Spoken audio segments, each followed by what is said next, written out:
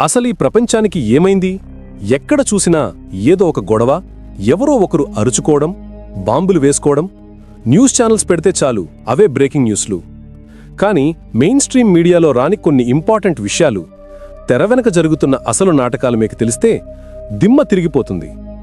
నిన్న మొన్నటి వరకు మన దేశం సైలెంట్గా ఉంటూ వస్తోంది అనుకున్నారు అందరూ. కానీ ఇప్పుడు మన స్ట్రాటజీ, మన బిహేవియర్ పూర్తిగా మారిపోయింది. అడిగిందే తడవుగా అన్నట్టు ఒక పక్క అమెరికా నుండి వెపన్స్ వస్తున్నాయి, ఇంకో పక్క మన పొరుగు దేశాలకు గట్టి వార్నింగ్స్ వెళ్తున్నాయి. అసలు ఏం జరుగుతోంది? అమెరికా మనకిచ్చిన ఆ పర్మిషన్ వెనుక ఉన్న సీక్రెట్ ఏంటి? బంగ్లాదేశ్కి మనోళ్ళు ఎందుకు అంత సీరియస్ వార్నింగ్ ఇచ్చారు? ఉక్రెయిన్ యుద్ధం క్లైమాక్స్కొచ్చేసిందా? ఇలాంటి ఇంట్రెస్టింగ్ విషయాలన్నింటినీ ఇప్పుడు మనం డీటెయిల్డ్గా చెప్పుకుందాం. అంతకంటే ముందు మీరు మా ఛానల్ సబ్స్క్రైబ్ చేసుకోకపోతే వెంటనే సబ్స్క్రైబ్ చేసుకోండి. కామెంట్ సెక్షన్లో మీరు ఎక్కడ నుండి ఈ వీడియో చూస్తున్నారో రాయడం మర్చిపోకండి.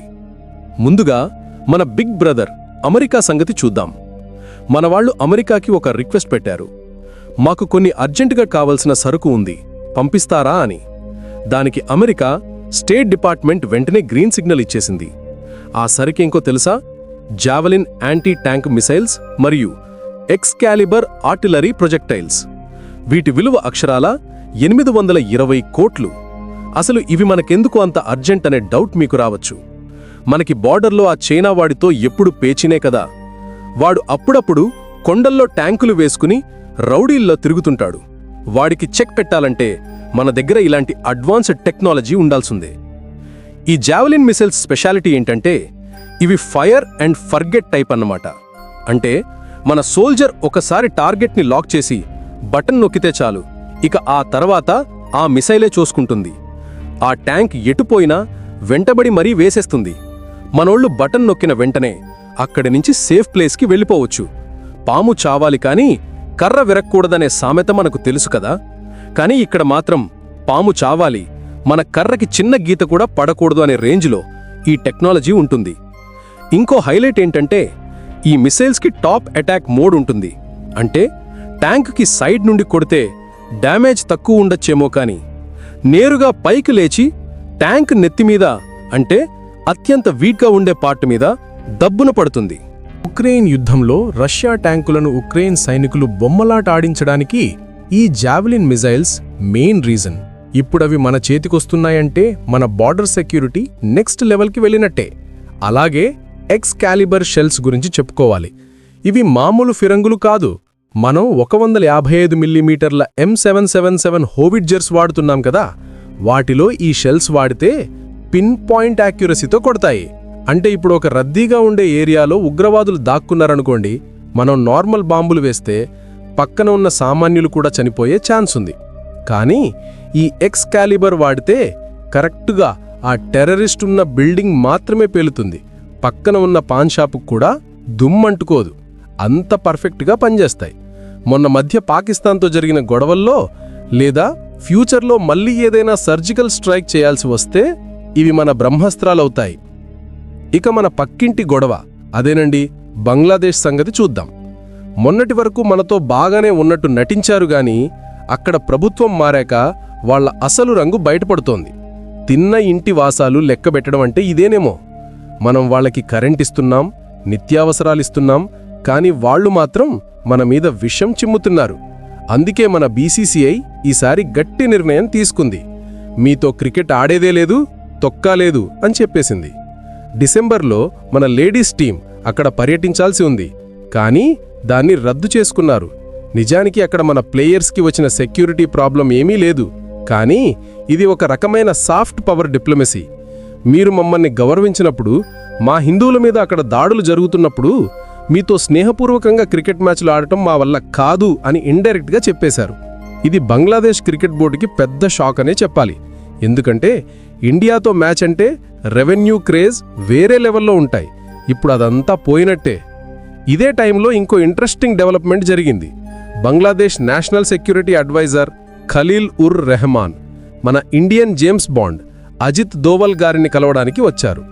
బహుశా సార్, మా వాళ్ళు ఏదో ఆవేశంలో ఉన్నారు, కొంచెం చూసి చూడనట్టు వదిలేయండి అని అడగడానికి వచ్చారో, లేక మన స్టాండ్ ఏంటో తెలుసుకోవడానికి వచ్చారో కానీ దోవల్ గారు మాత్రం మన దేశ ఇంట్రెస్ట్స్ విషయంలో తగ్గేదే లే అన్నట్టు ఉంటారు. అక్కడ మైనారిటీల మీద దాడులు ఆపకపోతే మన రియాక్షన్ ఇంకా సీరియస్గా ఉంటుందని చెప్పి ఉంటారు. ఎందుకంటే మనం ఎంతసేపు మంచిగా ఉంటే వాళ్ళు మన మంచితనాన్ని చేతకానితనంగా తీసుకుంటున్నారు. కుక్క కాటుకు చెప్పుదెబ్బ తప్పదని మన వాళ్ళు డిసైడ్ అయినట్టున్నారు. ఇప్పుడు కాస్త బిజినెస్ మ్యాటర్స్లోకి వెళ్దాం. మన కామర్స్ మినిస్టర్ పీయూష్ గోయల్ గారు ఇజ్రాయెల్ వెళ్లారు. ఒక పక్క ఇజ్రాయెల్ యుద్ధం చేస్తూ బిజీగా ఉంటే మనవాళ్లు అక్కడ బిజినెస్ డీల్స్, టెక్నాలజీ ట్రాన్స్ఫర్ గురించి మాట్లాడుతున్నారు. ఇజ్రాయెల్తో మన సంబంధం ఎంత స్ట్రాంగ్గా ఉందో దీన్ని బట్టి అర్థం చేసుకోవచ్చు. అక్కడ స్టార్టప్స్, వాటర్ మేనేజ్మెంట్, అగ్రికల్చర్ టెక్నాలజీలో వాళ్ళు తోపులు. ఆ టెక్నాలజీని మన దేశానికి తీసుకురావడానికి ప్లాన్ చేస్తున్నారు. అలాగే మన విదేశాంగ మంత్రి జయశంకర్ గారు, అబ్బో, ఈయన గురించి ఎంత చెప్పినా తక్కువే. ఈయన స్పీడ్ చూస్తుంటే యంగ్స్టర్స్ కూడా కుళ్ళుకోవాలి. రష్యా వెళతారు, అక్కడ పుతిన్తో మాట్లాడతారు. తిరిగి రాగానే ఢిల్లీలో ఆస్ట్రేలియా మంత్రితో మీటింగ్ పెడతారు. ఆ వెంటనే ఆఫ్ఘనిస్తాన్ మంత్రితో చర్చిస్తారు. అందరివాడు కాని ఎవరికీ అందడు అన్నట్టుంది ఆయన వ్యవహారం. అటు రష్యాని బ్యాలెన్స్ చేస్తూనే ఇటు అమెరికాతో దోస్తీ మెయింటైన్ చేస్తూ మధ్యలో చైనాకి కౌంటర్లిస్తూ మల్టీటాస్కింగ్కి బ్రాండ్ అంబాసిడర్లా మారారు. మెయిన్ స్ట్రీమ్ మీడియా వాళ్ళు అడిగే తిక్క ప్రశ్నలకు ఆయన ఇచ్చే సమాధానాలు చూస్తే నోట్లో నాలుక లాగితే ఎలా ఉంటుందో అలా ఉంటుంది వాళ్ళ పరిస్థితి. ఇక మన ఎనర్జీ అవసరాల గురించి మాట్లాడుకుందాం. మనం ఎంతసేపు అరేబియా దేశాల నుంచి ఆయిల్ ఇంపోర్ట్ చేసుకోవడమేనా? మనకు సొంతంగా ఆయిల్ బావులు లేవా అంటే ఉన్నాయి. కానీ సముద్రం అడుగున అంటే డీప్ వాటర్లో ఆయిల్ తీయడం అంటే మామూలు విషయం కాదు. దానికి హై ఎండ్ టెక్నాలజీ కావాలి. మన దగ్గర ఆ ఎక్స్పీరియన్స్ లేదు. అందుకే మన ఆయిల్ ఇండియా లిమిటెడ్ కంపెనీ ఫ్రాన్స్కి చెందిన టోటల్ ఎనర్జీస్ అనే కంపెనీతో డీల్ కుదుర్చుకుంది. వీళ్ళు సముద్ర గర్భంలో ఆయిల్ తీయడంలో ఎక్స్పర్ట్స్. అండమాన్ నికోబార్ లాంటి ఏరియాల్లో ఆయిల్ వెతకడానికి ఇప్పుడు వీళ్ళు హెల్ప్ చేస్తారు. ఇది రెండు రకాలుగా మనకు ప్లస్ పాయింట్. ఒకటి, మనకు సొంత ఆయిల్ దొరికితే ఇంపోర్ట్స్ తగ్గుతాయి, డబ్బులు మిగులుతాయి. రెండు, చైనావాడు హిందూ మహాసముద్రంలో కన్నేసి ఉంచాడు కదా. ఇప్పుడు మనం ఫ్రాన్స్తో కలిసి అక్కడ ఎక్స్ప్లోరేషన్ మొదలు పెడితే వ్యూహాత్మక పరంగా కూడా మనకు మంచి పట్టు దొరుకుతుంది. ఒకే దెబ్బకు రెండు పిట్టలన్నమాట. మన దగ్గర లేని టెక్నాలజీని పక్కవాడి దగ్గర అడిగి నేర్చుకోవడంలో తప్పులేదు. చివరికి మన దేశానికి లాభం జరగాలి, అంతే కదా. చివరగా ప్రపంచం మొత్తం ఆసక్తిగా చూస్తున్న రష్యా ఉక్రెయిన్ యుద్ధం గురించి మాట్లాడుకుందాం. ఈ యుద్ధం స్టార్ట్ అయ్యి 1000 రోజులు దాటిపోయింది. ఇప్పుడు అమెరికాలో ట్రంప్ మామ గెలిచాక సీన్ మొత్తం మారిపోతోంది. ట్రంప్ పవర్లోకి రాకముందే యుద్ధం ఆపేయాలి అనే ప్రెషర్ ఎక్కువైంది. రష్యా ఇప్పుడు పైచేయిలో ఉంది కాబట్టి అమెరికా దగ్గర 3 గట్టి కండిషన్లు పెట్టింది. ఇవి మామూలు కండిషన్లు కాదు. ఉక్రెయిన్ అధ్యక్షుడు జెలెన్స్కీ గుండెల్లో రైళ్లు పరిగెత్తించే కండిషన్లు. మొదటిది డాన్బాస్ అనే ప్రాంతం. ఇది ఉక్రెయిన్లో తూర్పు భాగం. రష్యా దీన్ని ఎప్పుడో ఆక్రమించేసింది. ఇప్పుడు రష్యా ఏమంటోందంటే, ఈ ప్రాంతం మాది అని మీరు రాసి చేయాలి, ఇక దాన్ని తిరిగి అడుగుతామని కలలు కనడం మానేయండి. రెండోది క్రిమియా. 2014లోనే రష్యా దీన్ని ఆక్రమించుకుంది. ఇప్పటిదాకా అమెరికా దీన్ని ఒప్పుకోలేదు. కానీ ఇప్పుడు రష్యా డిమాండ్ ఏంటంటే క్రిమియా రష్యాలో భాగమే అని అమెరికా అఫీషియల్గా ఒప్పుకోవాలి. ఇక మూడోది, ఇది చాలా క్రూరమైన కండిషన్. ఉక్రెయిన్ తన సైన్యాన్ని సగానికి సగం తగ్గించుకోవాలి. అలాగే వేరే దేశాల నుంచి వచ్చిన సైన్యం ఎవరూ ఉక్రెయిన్లో ఉండకూడదు. లాంగ్ రేంజ్ మిసైల్స్ అన్నీ వదిలేయాలి. అంటే సింపుల్గా చెప్పాలంటే ఉక్రెయిన్ని పీకి పందిరేసి చేతులు కట్టేయడమే. పాపం జెలెన్స్కీ పరిస్థితి చూస్తుంటే ముందు నుయ్యి వెనుక గొయ్యి అన్నట్టు తయారైంది. ఒప్పుకుంటే దేశం ముక్కలవుతుంది, ఒప్పుకోకపోతే యుద్ధం చేయడానికి వెపన్స్ ఇచ్చేవాడు లేడు, సపోర్ట్ చేసేవాడు లేడు.